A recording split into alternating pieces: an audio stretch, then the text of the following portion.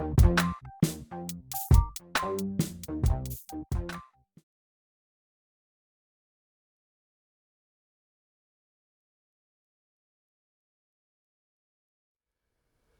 wrote this poem for my granddaughter when she was just 2 years old.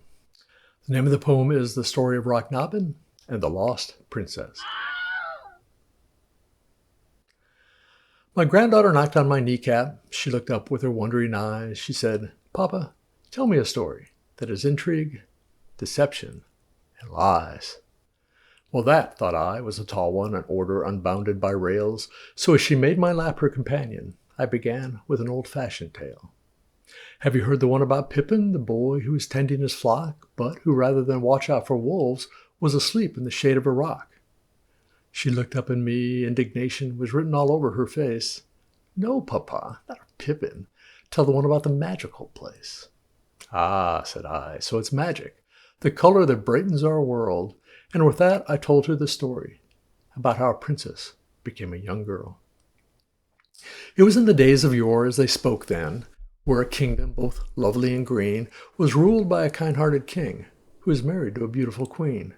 The king and queen had a daughter whom they called Princess Lydia the First, because she was the first of their daughters, a small blessing that could not have been worse. Princess Lydia was a terrible toddler. She tormented the butlers and maids. She ate with her toes and talked silly, and she never, that is ever, slept late. Lydia hid behind doorways. She jumped out at their guests and said, "Boo." She never once picked up her slippers, and dolls filled the floor of her room. She didn't like mutton or porridge. Sweet bread, she insisted, was smelly.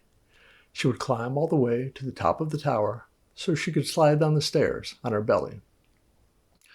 The king and queen became troubled. They didn't know what they should do, so they summoned the oracle's brother, because the oracle was at a loss too.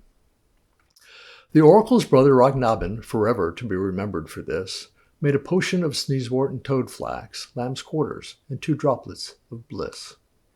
He boiled it up in a teapot and simmered it with knobweed for luck, then baked it with love and affection, and let it sit for well over a month.